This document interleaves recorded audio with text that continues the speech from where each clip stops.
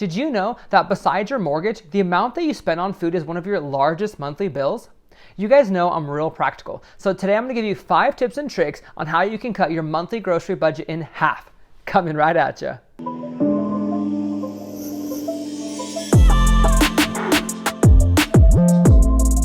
Hey guys, my name is Peter and I've been in the financial industry for over 11 years, and I am super passionate about showing others the tips and tricks I've learned along the way. So join with me as we dig in.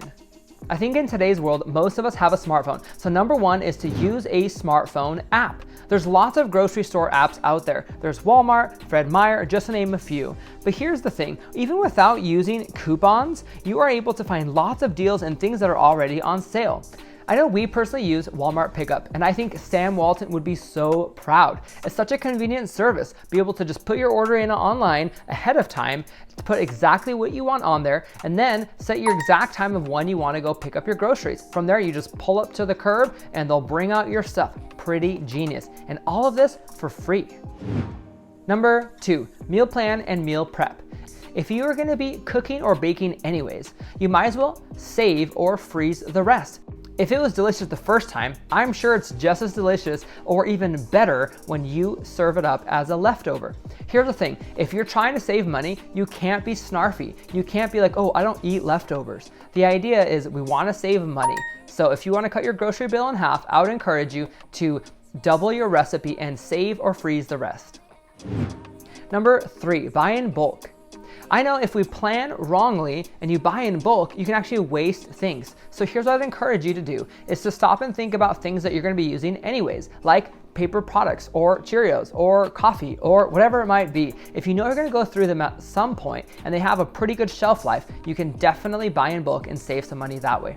Another trick that you can do is to buy things from a big retailer or warehouse and then split the cost with a friend. Split the product, split the cost. It's a great way to do that. You might even consider buying meat in bulk. Sometimes you can even buy a half cow or a quarter of a cow or split a cow between many friends. Not only is it healthier because it's more organic and grass-fed, but on top of that, you save some money. Of course, that also relates to other kinds of meat and poultry as well.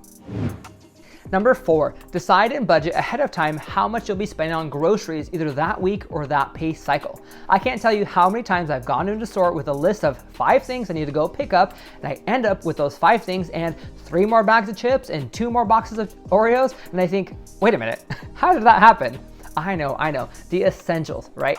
But here's the thing, if you don't have a list ahead of time, then it's so much easier to derail, and then all of a sudden your grocery bill ends up being higher and higher. A fun thing that my wife and I have actually done in the past is to know that we only have, let's say, $85 for groceries. We make sure that we kind of add up along the way roughly and make sure we get everything in the list, and if we go over budget, either we take out a few things or maybe we try to find money elsewhere to help fill in the gaps for that extra expenditure. But the reality is oftentimes we buy more things than we actually need. Number 5, use things you already have in your fridge or your freezer. Keep things simple. You don't always have to try and cook something super complicated or super time consuming. Sometimes just keep it real simple. It's okay to eat PB&J, toast, beans and rice, chicken fried rice, eggs and rice, steak and rice, cilantro lime rice. You get the idea. But what's nice is even just by simply adding some spices and some sauce, you're able to really make a meal that is simple, really delicious. Also, side note, did you know that beans and rice are actually complete protein? So technically you could eat that all day, every day, and you'd be just fine. Just add some spices and some sauce and delicious. Just kidding, you probably don't want to do that. I'm so glad that you joined us today, and hopefully you found those 5 tips really helpful for you. If you found some value out of it, I'd encourage you, hit the like button. It really does help the channel, and hit the subscribe button for more content like this. We'll see you next week.